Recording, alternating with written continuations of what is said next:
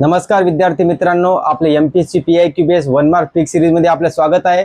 आज आपण नाही का जे आपले मेंटरशिप बॅच सुरू झाली होती 25 तारखेला, आज त्यांना एक महिना पूर्ण झालेला आहे।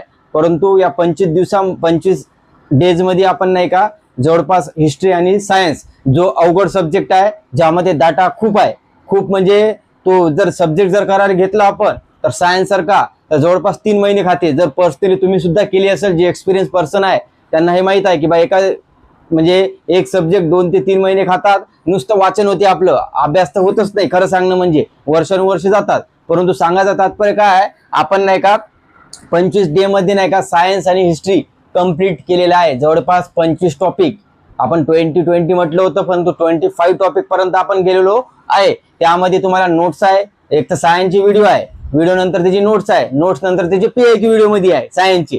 बाकी जी हिस्ट्री आहे त्याची फक्त नोट्स आहे, 2 पेजची, 1 टॉपिक त्याची 2 पेजची आहे। जिथं आवश्यक आहे तिथं 4 पेज झालेले आहे, कारण की आपल्याला प्रश्न सुटणं अपेक्षित आहे ना। प्रत्येक पेज 2 पेजचं असणार का नाही, परंतु मॅक्झिमम मध्ये 2च पेज आहे। 2-3 टॉपिक असू शकते जे मोठे आहे, तिथं 4-5 पेज असू शकते। परंतु पेज म्हणायचा अर्थ काय, मागून पुढून एकच असते। तसे फक्त मी म्हटलं ना जवळपास 45 पेज आहे आपले, फक्त 45 मागून पुढे 45 पेज मध्ये संपलेला आहे सायन्स, आणि 45 पेज मध्ये हिस्ट्री। जर मागून पुढून पकडलं तर एक पेज पकडलं तर तिथं एक आपण पेज हा फ्रंट आणि समोरून फ्रंट आणि बॅकचं पकडत असतो एक। लक्षात घ्या। सांगायचं तात्पर्य इतक्या कमी वेळेत होणं शक्यच नाही हे सब्जेक्ट, आम्ही सुद्धा केले नाही। परंतु आता आपण एवढ्या वर्षाचा एक्सपिरियन्स, त्यामधून काय नेमकं विद्यार्थ्यांना द्यायचं या लास्ट मंथ 2 मंथ 3 मंथ मध्ये ते देण्याचा प्रयत्न केला। आपली बॅच 25 ला सुरू झाली होती, 1 महिना झाला। परंतु हे तुमच्या फीडबॅकसाठी आजचा व्हिडिओ आहे की नक्कीच तुम्ही नाही का जे स्टुडंटनी बॅच घेतलेली आहे त्यांना जर नक्की फायदा झाला तर नक्की त्यांनी कमेंटमध्ये सांगा, की जेणेकरून न्यू स्टुडंटना हेल्प ठरलं, म्हणजे हेल्प होत आहे की नाही हे कळलं पाहिजे। आणि याच्यात काहीच नाही आहे, हे जर तुम्ही केलं आताही, आता तुमच्याशी 2 महिने आहे, 2 महिन्यात फक्त एक्झाम ओरिएंटेड स्टडी हे जर तुम्ही नोट्स वाचले, पीआयक्यू सॉल्व्ह झाले तरच तो टॉपिक तुमचा चांगला झाला समजायचं। नाहीतर नुसतं म्हणजे अभ्यास, नुसतं वाचन म्हणजे अभ्यास नाही। आणि न्यू स्टुडंटना सांगतो मी, खरं जे लोक सरळ सेवेवरून इकडं शिफ्ट झालेले आहे त्यांना एमपीएससी समजायलाच टाइम जाता। तुम्ही कोणतीही बॅच लावली ना तर एक व्हिडिओ जरी पाहिला ना तर 3-3 2-2 तासाचा व्हिडिओ असते, एक 60-70 व्हिडिओ एका टॉपिकचे आहे। तर शक्य आहे का आपल्याला इतकं करणं सध्याच्या वेळेमध्ये?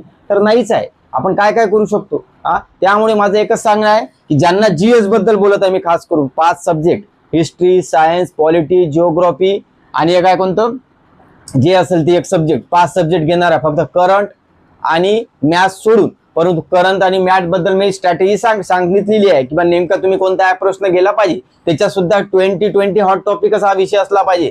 इम्पॉर्टन्सला पहिले वाचायचं, जे आपल्याला इम्पॉर्टन्स नाही ते नंतर नाही वाचलं तरी चालते, परंतु ज्या टॉपिकवर क्वेश्चन विचारते तो टॉपिक आधी घ्यायचा आहे। आणि आपली जे बॅच आहे ते पहिल्या पेज पासून बुक्सच्या तसं नाहीच आहे। आपलं फेमस तसं आहे की न्यू स्टुडंटला धरून की सुरुवातीला ध्वनी, मग प्रकाश असे टॉपिक, जेणेकरून न्यू स्टुडंटना सुद्धा सायन्स, हिस्ट्री असा टॉपिक जो आहे तो सोपा वाटला पाहिजे, जेणेकरून त्यांचा जो माइंडसेट आहे तो चेंज होईल।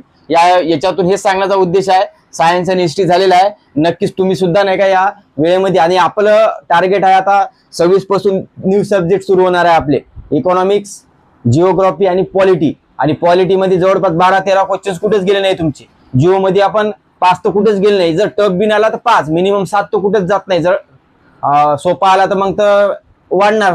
परंतु इकॉनॉमिक्स मध्ये मागच्याच वेळेस आपल्या याच्यातून पीडीएफ मधून आपल्या व्हिडिओ मधून किती आले होते, 27 क्वेश्चन आले होते। कंबाईंड ग्रुप बी 2026 पीडीएफ सुद्धा दिलेली आहे, ज्यांना पाहिजे नसेल तर मी पीडीएफ टाकलेली आहे की कशी रिपीट क्वेश्चन झाले, ते सगळं फ्री मध्ये होतं। हे तुमचं सांगण्यात तात्पर्य, नवीन स्टुडंटना फक्त डायरेक्शन पाहिजे। तुम्ही नुसतं पुस्तक घेतलं पहिल्या पेज पासून तर तुम्ही पास होत नाही, तुमचा टाइम असाच जाणार आहे। आणि बॅच काही एवढी महाग नाही आहे, 399 रुपयाची बॅच आहे। ज्यांना आवश्यक वाटते त्यांनी पहा, नक्की करा, कारण की 399 असे आपले कुठं जात नाही। आणि एकदा तुम्ही नक्की डेमो तरी पाहिले पाहिजे, हे सांगायचं तात्पर्य आहे। 26 ऑगस्ट पण घेऊ, आणि हा जो टॉपिक आहे आपला जवळपास 25 तारखेपर्यंत एंड करू आपण। 25 सप्टेंबर पर्यंत आपलं 3 सब्जेक्ट करू। कधी कधी मागं पुढे जर सब्जेक्ट झाला चालते, परंतु आपल्याला सब्जेक्ट लवकर कव्हर करायचा आहे। आपण स्टार्टिंगला 3 घेत आहोत, जिथं वाटलं आपल्याला मागं पुढं की बा खूप, तर आपण तिथे ऍडजस्ट करू। आणि एक दिवस तुमचा रिव्हिजनचा राहील किंवा 2 दिवस आपण वेळेनुसार पाहू।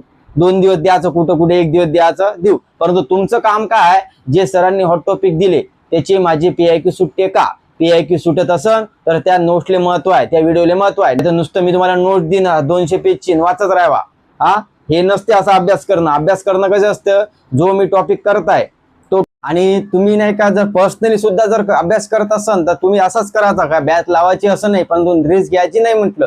जर तुम्ही पर्सनली करत असाल तर करू शकता, परंतु पाहायचं कसं, जसं मी आता 1857 उठावची नोट दिली तर तुम्ही काय करायला पाहिजे, 1857 नोट्स न्यू स्टुडंट असेल तर पहिले तर वाचत लागणार, त्याच्यानंतर तुम्ही काय करता, PIQ सॉल्व्ह करता. जर ते PIQ सुटले समजा तुमचे तरच तो टॉपिक चांगला झाला असं करायचं. तुम्ही पर्सनली सुद्धा अभ्यास केला ना अशाच पद्धतीनं करायचं, जेणेकरून काय होईल माहित आहे का, तुमचं अप्रोच काय, हॉट टॉपिक एक एक टॉपिक एंड करून एक एक मार्क कसा फिक्स करायचा हे उद्देश. नाही तर नुसतं 1857 ची नोट्स वाचली किंवा बुक्स वाचलं तर आपण ते टॉपिक आपल्याला वाटते तरी त्यावेळेस आपल्या 1857 पण पेपरमध्ये तुम्हाला आठवणार नाही, कारण की आपण जास्त भर कशात दिला वाचण्यात, आपण PIQ सॉल्व्ह करण्यात नाही गेलो. तर त्यामुळे मी म्हटलं PIQ सॉल्व्ह होते का या टॉपिकचे, तरच तो टॉपिक तुमचा चांगला, नसन तर तो टॉपिक पुन्हा रीड करायचा नोट्स मधून आणि पुन्हा PIQ कडे जायचं, हे तुम्हाला सांगतो मी. आणि एक लक्षात घ्या, करंट बद्दल नाही का, मला बरेच जण म्हणत होते सर करंटचं बद्दल घ्या सर काही तर मी हे विचार केला की बा करंट सिम्प्लिफाईड पब्लिकेशन जे राहील, आपण जे आता करंट वाचतो आपल्याला मॅक्झिमम नाही का 1 वर्षापर्यंत करायचं, आपलं मिनिमम. जास्त करू शकत नाही आपण, केलं तर आपल्या आठवण राहणार नाही, म्हणून आपण असं करायचं, मिनिमम करायचं, त्यामधून आलं तर आलं पाहिजे, एवढं आपलं काम आहे. नाही तर आपण 2 वर्षाचं वाचतो पण आपल्याला आठवत नाही, असं काही प्रश्न नसला पाहिजे तुमचा. तर माझं एकच काम आहे की 1 वर्षाचं करायचं. आपले पेपर आहे ऑक्टोबर मध्ये, तर जवळपास नोव्हेंबर जे आहे, नोव्हेंबर ते डिसेंबर एक मासिक आहे सिम्प्लिफाईडचं 40 अंक, त्यानंतर 6 महिने आहे, 1 जानेवारी ते 6 जून पर्यंत, म्हणजे ते कव्हर होते. एक मासिक येणार आहे ते एक आपण कव्हर करू पुढचं, म्हणजे एवढे जर तुम्ही सफिशियंट जर केलं तर तुमचे नाही का मॅक्झिमम मार्क कव्हर होते. परंतु करंट जरी आज आउट ऑफ म्हणजे बाहेर येत आहे, परंतु काही काही क्वेश्चन सॉल्व्ह होतात, असं नाही की बा सुटतच नाही. तर जे गोष्टी आपण अभ्यासानं होते तेवढ्या आल्या पाहिजे. बाकी जर प्रश्न जर सोपे आले तरी आपण लिस्ट मध्ये असलो पाहिजे, त्या 10 पर्यंत. जर टफ आले करंट तरी आपण 5-7 घेतलेच पाहिजे, 7 पर्यंत जातेच माणूस, 7 पर्यंत घेतेच इझिली, किती पेपर टफ असा, हे तुम्हाला कळलं पाहिजे. नाही तर मग कसं आहे, मग आपण स्किप करीन करंट, स्किप कोणताच विषय नाही, कारण की 0.25 न कट ऑफ मध्ये आपण राहत नाही. त्यामुळे आपल्याला इझी तरी गोष्टी आल्या पाहिजे, जे आयोग विचारते तेच आपण घेणार आहे. आणि आपला उद्देश काय माहिती आहे का, 1000 प्रश्न घ्यायचा, आपल्याला काही शिकवायचं नाही आहे, आपले नोट्स राहील फक्त 1000 प्रश्न घ्यायचा उद्देश आहे आमचा, की 1000 प्लस जे होईल तेवढे टॉपिक नुसार राहील. जसं राजकीय घडामोडी जर राहिलं त्याच्यावाले क्वेश्चन जेवढे असन, राजकीय घडामोडी 40 अंक आणि 6 महिन्यामध्ये ते एकदाच कलेक्ट करायचं, राजकीय घडामोडी नाव द्यायचं, त्याच्यावरचे MCQ बनवायचं. उदाहरणार्थ म्हटलं महिला संबंधी विधेयक कोणता आहे, तर मग आम्ही म्हणेन असं उदाहरणार्थ 131 नीती आयोगाचा अध्यक्ष कोण आहे, सचिव कोण आहे, किंवा मुख्य कार्यकारी अधिकारी किंवा उपाध्यक्ष कोण आहे, तर डायरेक्ट करायचं. जर महत्वाचं असेल तर ऍडिशनल माहिती द्यायची, नसेल तर बघ 1 लाईन लिहायचं. हे तुम्हाला काय होईल, सिम्प्लिफाईड आहे, तुमची टेस्ट होईल. तुम्ही म्हणता ना टेस्ट हे टेस्ट होईल तुमचीवाली, म्हणजे तुम्हाला काय होते, तुम्ही प्रश्न पाहिले तरी तुम्हाला आठवणार. ज्यावेळेस आपण एखादा क्वेश्चन MCQ स्वरूपात सोडवतो ते जास्त लक्षात असते तुलनेत वाचण्याच्या, हे तुम्हाला सांगतो. हे आपलं कव्हर आहे, याच्याबद्दल नाही का व्हिडिओ बनवून छोटासा, जर काही वाटलं तर आपण एक नोट्स तयार करू, याची आली एक डेमो म्हणून तुम्हाला आपल्या ग्रुपवर टाकीन आणि व्हिडिओमध्ये सुद्धा दाखवील. या पद्धतीने आहे, नक्कीच सांगतो. करंट मध्ये तुमचे मार्क सिम्प्लिफाईड मधले आले तर नक्कीच कव्हर होईल, कारण की मी काय करता, आपल्याला माहित असते का कोणता सोर्स येणार आहे, नाही. तर आपला मॅक्झिमम काय उद्देश आहे की तुमचे मार्क वाढले पाहिजे. त्यामुळे आपण जे एक्झाम ओरिएंटेड आहे टॉपिक त्याच्यावर फोकस जास्त राहील, आपण घेऊ अदर, परंतु आपला 1000 प्रश्न राहील आणि यामधलं जास्तीत जास्त येण्याचा आपला ट्राय राहील की बा, कारण की हे जे टॉपिक विचारतात प्रीमियन्स ते आपण रिलेटेड घेणार आहोत. त्यामुळे तुम्हाला हे याचा हेल्पच होणार आहे. जसं आता आपण जे म्हटलं सायन्स आणि हिस्ट्री बद्दल आपलं कम्प्लीट झालं, आता तुम्हाला कळालं असेल की सरांनी जे दिलं ते इम्पॉर्टन्स आहे का नाही ते तुम्ही ठरवा. मी तर सांगणारच आहे माझं बेस्ट आहे, पण असं काही नाही. परंतु यावरून तुम्हाला 25 दिवसात तू आतापर्यंत तुम्ही सुद्धा केला का कम्प्लीट अभ्यास, नाही. परंतु एक लक्षात घ्यायचं, जर मागं पुढे जरी असेल तुमचा डे तरी चालते, असं नुसतं पळून काही फायदा नाही आहे ना. मला जबाबदारी आहे की लवकर कम्प्लीट करायचं आहे, तर त्यामुळे मी ते देतच आहे. परंतु आपल्या काही एका दिवशी टाकलं असं नाही, डे 1 नुसारच गेलेलो आहे आपण. परंतु तुम्ही सुद्धा नाही का, जर 15व्या दिवशी 10व्या दिवशी किंवा पहिल्या दिवशी आहे तरी करायचं, परंतु कसं 1 टॉपिक 1 मार्क, असं करायचं. आणि आता जर तुम्ही स्टार्ट केली तर जवळपास 6 तास या दोनच सब्जेक्टला द्यायचे, 6 तास, आणि बाकी 6 किंवा 5 तास, आणि बाकीचे तुम्ही करंट आणि आपलं काय म्हणते मॅथला द्यायचे. ते तीन दिवसातून 2 दिवसातून एक टॉपिक करायचा, कायचा, करंट आणि मॅथचा. एका दिवसात संपत नसते काही. मग आपला उद्देश काय, पूर्ण पुस्तक नाही, आपला टॉपिक कव्हर करणं, हॉट टॉपिक जे आयोगाचे ते कव्हर करणं, ज्याच्यावर प्रश्न येतेच तो टॉपिक, त्याची PIQ, म्हणजे तो टॉपिकचा 1 मार्क आपला फिक्स झाला. असं 1 मार्क करा, तुम्ही बरोबर येता. आता 2 महिने आहेत, 2 महिने आहेत तरी सुद्धा तुमचा होऊ शकते. काही जणांपाशी व्हिडिओ लेट पोहोचला असेल, परंतु आता ही वेळ गेलेली नाही, कारण की आपल्या नोट्स टू द पॉइंट आहे. त्यानंतर पहा, हे आपण सांगितलेलं आहे मासिक घेऊ आपण. याच्यानंतर याची फी जी आहे 249 रुपये आहे, 249 आहे. आणि तुम्ही करंट बद्दल नाही का हे प्रश्न तुम्हाला इम्पॉर्टन्स वाटणार आहे, कारण की एक्झाम ओरिएंटेड आहे. आणि याच्या बाहेरचा प्रश्न आला तर तुम्हाला सुटणार नाही स्वतःच्या याच्यावरून मी. लक्षात घ्या, फी 249, पहिल्या 50 साठी 199. आपण पहिल्या 50 जर स्टुडंट असन त्यांनी जर हे लावली तर आपण स्टार्ट करू, आणि 50च्या नसन तर आपण हे सुरू करू नये. हा असा आहे माझा उद्देश. 50 झाले तर करू आपण. कोणी इंटरेस्टेड असन तर मला मेसेज करायचा या व्हॉट्सअपवर, किंवा मी एक प्रायव्हेट ग्रुप तयार करीन, त्यावेळेस सांगतो. लवकरच्या बॅच बद्दल सांगेन. जवळपास आपल्याला 50 झाले की 1 तारखेपासून स्टार्ट करू, जेणेकरून कसं आहे, तुम्ही नुसतं नोट्स वाचली तरी तुमचं नाही का समजून जाईल तुम्हाला की बा हो इम्पॉर्टन्स आहे याच्यावर प्रश्न आहे, हे तुम्हाला लक्षातच येईल. याबद्दल इंटरेस्ट असेल तर आपल्या मुलांनी तर मेसेजच करा. आपले जवळपास 370 पोरं आहे. लक्षात घ्या.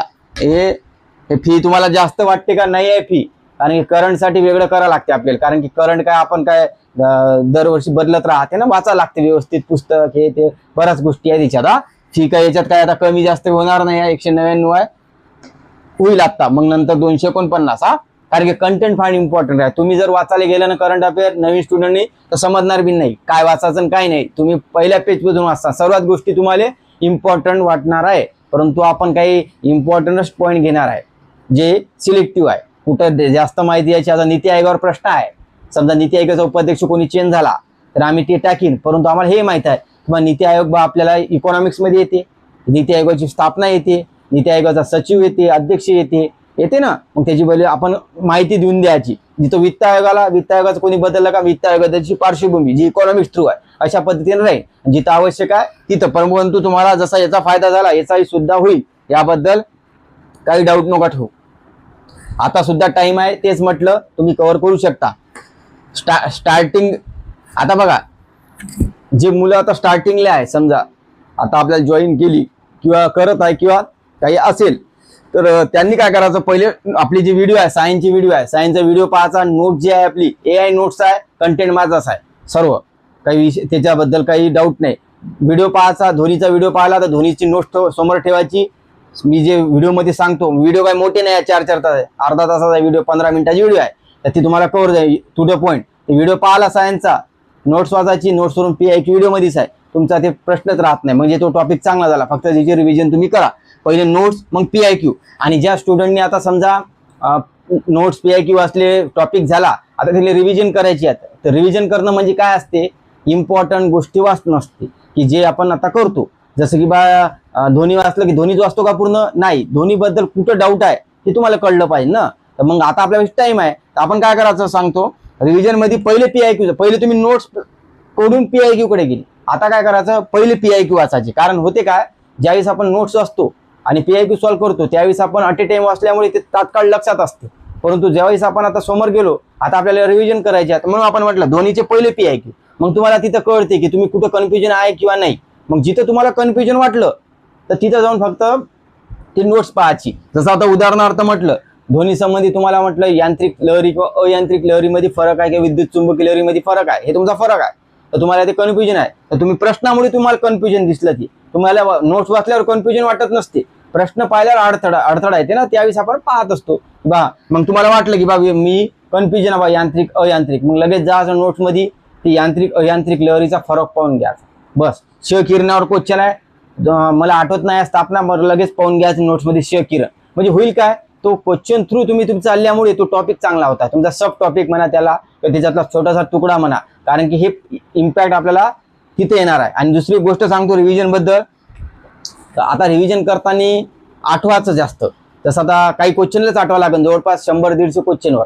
जसं आता प्रश्न आला आयटकवर, तर तुम्ही डायरेक्ट नोट्स नाही वाचायची, पहिले आयटेकचा क्वेश्चन सॉल्व्ह करायचे आणि आयटेकवर क्वेश्चन सॉल्व्ह करताना डोळे लावायचे आणि आठवायचं आयटेकची स्थापना कधी झाली, 31 ऑक्टोबर 1920, कुठे झाली, मुंबईला झाली, आयटेकचा पहिला अध्यक्ष कोण, लाला लजपत राय, आयटेकचा पहिला सचिव कोण, दिवान चिमनलाल, आयटेकच्या पहिल्या सभेमध्ये कोण कोण होते, विठ्ठलभाई पटेल होतं, मोहम्मद अली जिना होतं, अवंतिकबाई गोखले होती, त्याच्यानंतर कर्नल वेजवड होता कुठचा, ब्रिटनचा. मग अशा पद्धतीने ज्या विषयी ते क्वेश्चन्स, तर मग तुम्ही हे अभ्यास करताय. मग आयटेकचा दुसरा अधिवेशनाचा अध्यक्ष कोण होतं, स्वागत अध्यक्ष कोण होतं, जोसेफ बॅप्टिस्टा होते. मग जोसेफ बॅप्टिस्टा कोण होते, लोकमान्य टिळकांचे सहकारी होते. मग अशा पद्धतीने तुम्ही जे वाचलेलं आहे ते आठवण करायचं, नाही आठवलं ना पुन्हा नोट्स वाचायची, तेवढीच होईल. काय माहित आहे का, एवढं तुमचं शार्प होईल ना, तुम्हाला काहीच क्वेश्चनवर, आणि मग तुम्हाला ते आठवण येईल आणि परीक्षेमध्ये सुद्धा आठवण. हे एक पद्धत लक्षात घ्या. आणि हे ज्यावेळेस तुम्ही करताय काही क्वेश्चनवर करावं लागते, जसं मग पुन्हा आयटेकवर क्वेश्चन आता आठवायची गरज नसते, कारण की तुम्ही ऑलरेडी आठवलेला आहे. मग असे जर तुम्ही केलं ना, खूप बेस्ट वे आहे हे. तुम्ही एकदा तुम्ही वापरला नसेल तर वापरून पाहा, काही क्वेश्चनवर तुम्हाला लगेच सॉल्व्ह होते. एखादा क्वेश्चन जर लाला लजपत राय, बिपिन चंद्र पाल आणि अरविंद घोष, याला आपण लाल बाल पाल म्हणतो, बरोबर आहे. एक लोकमान्य टिळक आहे, हे तिघ आहे ना, याबद्दल क्वेश्चन्स येतेच आपल्याला. याच्यावर क्वेश्चन सेट झाला तर पर्यायामध्ये 3 नाव राहणार. जर लाला लजपत राय राहिला तर हे 3 जण नाव राहील, जर बिपिन चंद्रवर आला तर लाला लजपत राय आणि अरविंद घोष राहील, म्हणजे एकमेकांना राहणार. परंतु उद्देश काय आपल्याला, की लाला लजपत रायवर प्रश्न आला का आपल्या नोट्समध्ये फरकच देऊ नये तिघाचा, तर ते तुम्हाला आलं पाहिजे. भाई तिघ आहे, याच्यातला फरक काय, यांचा ग्रंथ कोणते, यांचे वृत्तपत्र कोणते, काय काय आहे ते दिलेलं आहे, ते तुम्ही पाठ पाय. जर लाला लजपत रायच्या वृत्तपत्रावर आला का, मग लोकमान्य टिळकाचं वृत्तपत्र होतं का, मग लाला बिपिन चंद्र पालचं होतं का, ते तिथं दिलेलं आहे मी, मग तुम्ही ते वाचायचं. जर कोणाच्या पुस्तकावर आला, जसं आता पॅसिव्ह रेजिस्टन्स थेअरीवर आलता ना आता ग्रुप बी ला, तर हे कोणी लिहिलं होतं, अरविंद घोष. मग त्यांनी अरविंद घोष का टाकलं, कारण की ते जेवढं आहे ना त्यांचे समकालीन आहे ते, मग तिथेच कन्फ्युजन. मग त्यांच्या ग्रंथावर आला ना, मग ते काय करीन, 3 ग्रंथ समजा 3 पुस्तक किंवा ग्रंथ आपलं लाला लजपत राय लिहिले असन आणि एक ग्रंथ अरविंद घोष ना, मग ते काय करते, अरविंद घोषचा ग्रंथ टाकते मिक्स आणि तुम्हाला विचारते कोणतं चुकीचं आहे बरोबर. म्हणजे आपल्याला कसं पाहिजे, सिलेक्टिव्ह पाहिजे की अरविंद घोषचा हे नाही आहे, हे असं. आणि तुम्हाला जर प्रश्न विचारला क्रांतिकारी विचाराचे जनक कोण आहे, याच्यामध्ये नाही का नाही माहित राहिलं तर उत्तर चुकते. याचं नाव आहे बिपिन चंद्र पाल, यांचं नाव, हे तुम्हाला माहित पाहिजे. हे मी दिलेलं आहे सर्व, हे सांगण्याचा उद्देश अशा पद्धतीने तुम्ही पहा, लक्षात घ्या. एक प्रश्न आलता आता एका टेटचा आहे, आता एक रयतची टेट झालेली आहे, रयत संस्था आहे ना त्यांची आली, त्यामध्ये जवळपास आपल्या याच्यातून 10 क्वेश्चन्स आलेले आहे, सायन्सचे 6 क्वेश्चन, हिस्ट्रीचे म्हणजे 16 क्वेश्चन्स आलेले आहे. कायचे फक्त जशाक तशी. म्हणजे सांगायचा उद्देश काय माहिती आहे का, की टेस्टवरून काय आपण ठरवत नाही, परंतु एमपीसी मध्ये सुद्धा 27 क्वेश्चन आले आपले कंबाईंड, त्याची पीडीएफ सुद्धा आहे. म्हणजे सांगायचा उद्देश काय का इम्पॉर्टन्स आहे ना, कारण की ते जे सर बनवत आहे ते PIQ वरून बनवत आहे ना, म्हणून हे इम्पॉर्टन्स आहे. त्यामुळे सांगायचं तात्पर्य की तुमचे सुट्टे, जसं आता उदाहरण पहा, तुम्ही टेस्ट कोणती पहा, टेस्ट कोणाची पाहिली, समजा तुम्ही टेस्ट पाहताना तुम्ही काय करायला पाहिजे, आता उदाहरण घ्या. आता या टेस्टमध्ये प्रश्न होता, सस्तन प्राण्याची जी गट पडते समजा त्याच्यावर होता, तर त्याच्यामध्ये त्यांचं युथेरिया, त्यात मेटाथेरिया आणि प्रोटोथेरिया असे 3 प्रकार पडतात. त्यांनी काय म्हटलं होतं, युथेरिया याचं काय असते, परिपक्व पिल्ल्यांना जन्म देते, म्हणजे परिपक्व असते, जसं मानव आपल्या जातीमध्ये किंवा गेंडा, उदाहरण दिलेले आहे मी हे. त्यानंतर ज्याला म्हणतो आपण मेटाथेरियामध्ये काय, ते अपरिपक्व पिल्लू असते, कंगारू ज्याला पिशवी असते ना त्यामध्ये अपरिपक्व, पाहते अपरिपक्व आहे, म्हणजे पूर्ण होत नाही ना, अर्धा आहे पाय त्यांचे असे, तर त्यामध्ये दिले. आणि काय प्रोटोथेरिया म्हणजे काय, प्रोटीन काय जाते अंड्यात, मग जे अंडी देते त्याला म्हणतो आपण प्रोटोथेरिया. आणि याच्यावर प्रश्न विचारला आयोगानं, लक्षात घ्या. परंतु त्यांनी घेतला टेस्टमध्ये, मग तुम्ही तिथं काय करायचं, ॲनालिसिस. मग सस्तन प्राण्याचे कप्पे किती असते, मग ते कप्प्याचं पाहसान, मग हे 3 प्रकार पाहसान आणि आठवायचं. नाही आठवलं तर बुक्समध्ये जासान, तेवढं म्हणजे नोट्समध्ये तेवढं वाचायचं, म्हणजे तो टॉपिक चांगला होईल. LS म्हणते रिव्हिजन, नाही तर नुसतं पहिल्या पेज तुम्ही वाचलं ते रिव्हिजन म्हणत नाही. यासाठीच व्हिडिओ बनवला मी, नाही तर बनवत नव्हतो, लक्षात घ्या. क्वेश्चन आठवला नाही ते पहा. आणि ओनली आता तुम्ही जर डाटा नुसतं करायला जा, खूप डाटा आहे, तुम्हाला शक्यच होत नाही. नवीन स्टुडंटना तर 2 महिन्यात 3 महिन्यात होणंच शक्य नाही असं. पण तुम्ही पर्सनली सुद्धा केलं ना याच पद्धतीचा. आणि आपल्या युट्यूबवर पण व्हिडिओ आहे फ्रीमध्ये, ज्यांना शक्य होते ते सुद्धा पहा. टेस्ट, आता टेस्ट बद्दल बोललेलं आहे, टेस्ट सर्व सब्जेक्ट झाल्यावर लावणे माझं म्हणणं आहे. कारण की पहा, तुम्ही टेस्ट, न्यू स्टुडंट काय म्हणतात, टेस्ट करत राहतात, न्यू स्टुडंट असो किंवा ओल्ड असो. परंतु तुमचे जर हे सब्जेक्ट 7 सब्जेक्ट आहे आपल्याला, या 7 सब्जेक्ट बद्दल पकड आहे का तुमची, काहीतरी समजा 20-20 टॉपिक जरी झाले का तुमचे, की जेणेकरून आपण ते पेपर सोडू शकतो. नाही तर आपलं काहीच नाही, आपण टेट देत आहोत, काय फायदा होणार का नाही. आपल्याला कशी टेट द्यावी लागते, सायन्सचे 20 ते 25 झाले, हिस्ट्रीचे झाले, मग तुम्ही सायन्स हिस्ट्रीचे सोडू शकता ना 25 क्वेश्चन त्या टेस्टमधून. तुमच्या विचार असं कोणी दिलं असेल पाहाचे. त्यानंतर तुम्हाला मी 3 सब्जेक्ट झाल्यावर मग काय ते 5 सब्जेक्ट, मग तुम्हाला ते सोपं जाते ना सोडवायला गणितचे हे. नाही तर तुम्हाला नाही का तुमचे हॉट टॉपिक माहित नाही आणि तुम्ही टेस्ट सोडवता, फायदा होईल का? नाहीच होणार, टाइम वेस्ट होणार. म्हणून माझं सांगणं काय, पहिले तुम्ही अभ्यास करा, लास्ट मंथमध्ये नाही का तेच काम करायचे, मग टेस्ट सोडवायचे, 4-5 टेस्ट घ्यायचे आणि सोडवायचे. आणि एमपीसीचा पेपर तर आपण घेणार आहोत. त्यामुळे काय होईल, टेस्ट पेपरचा फक्त टाइम मॅनेजमेंटसाठी आहे. टाइम मॅनेजमेंटसाठीच असते फक्त टेस्ट. तुमच्या एरर शोधण्यासाठी किंवा तुम्ही काय करता परीक्षेमध्ये चुका जे करता ते इथंच करावा, हे उद्देश आहे, चांगला उद्देश आहे. परंतु त्याचा सुरुवातीला वापर करू नये असं मला वाटतं पर्सनली. तुम्हाला जर तुमचा जर अभ्यास चांगला असेल बा, जे ज्यांनी दिलेले आहे त्यांनी लावू शकता. परंतु ज्यांचा अभ्यास नाही आहे तेवढा, तर त्यांनी फक्त आता टॉपिकवर भर द्यायचा आणि टॉपिक एंड करायचा, लास्ट मंथमध्ये तेच करायचं. आपल्याला खूप फायदा होईल ना. नाही तर आपल्याला पावर, तुम्हाला मी धोनीचा प्रश्न टेस्टमध्ये टाकला, धोनी असो प्रकाश असो, आणि तुम्हाला माहीतच नाही ते, तुम्हाला काय फायदा आहे त्याचा? हा, हे तर हॉट टॉपिक आहे, हे तर आयोगच विचारते ना.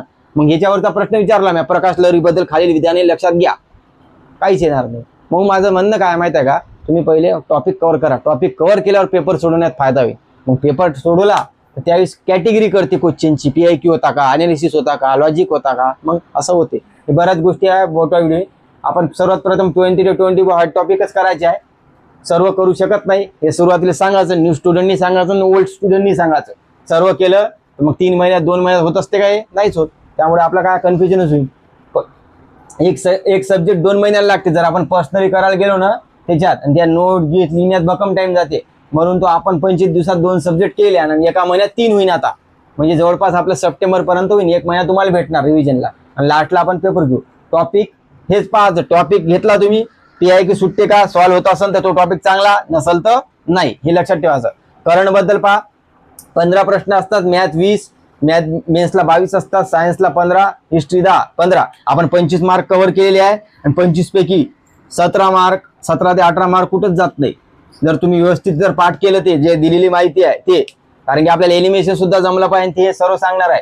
हे 17 ते 18 मार्क या 2 विषयात झालेले आहे तुमचे. आता मॅथ्ससाठी सांगितलेलं आहे आणि करंट आपल्या चॅनलवर टाकलेलं आहे मी, सायन्स आपले मॅथचे टॉपिक हॉट, की बा हे आयोगाचे असतातच. फक्त तुम्ही काय करायचं, डेली नाही का 2 ते 3 दिवसात म्हणता मी, 2 ते 3 दिवसात एकच टॉपिक करायचा. सायन्स असो, करंट असो किंवा मॅथ असो.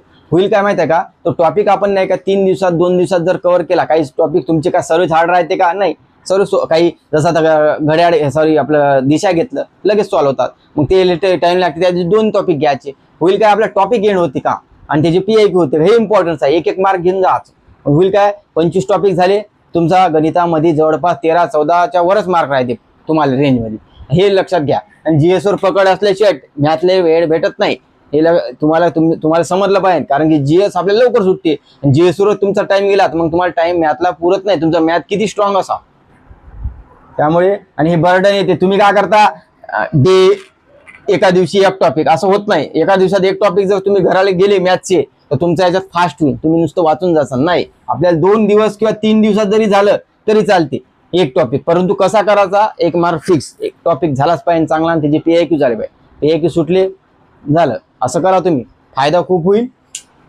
आणि आपल्याला कसं आहे, याच्यात 20 ते 25 आहे, त्यापैकी 10 ते 12 टॉपिक आपले सोपेच असतात, 10 ते 15. त्यामुळे 10च करासाठी लागते आपल्याला. परंतु आपण सर्वापासूनच जायचं सोबत, कोणताच इझी नाही पकडायचा मार्क जोपर्यंत निघत नाही आपण. हे इम्पॉर्टंट हॉट टॉपिक दिलेले आहे आपल्या व्हिडिओमध्ये, आपल्या चॅनलवर पहा. जर कोणाला वाटत असेल तर या WhatsApp नंबरवर नाही का, या बॅचसाठी समजा हे आणि करंटबद्दल मी नक्कीच व्हिडिओ टाकतो त्या छोटूसा उद्या परवा, तुम्ही पहा, इंटरेस्ट सांगा.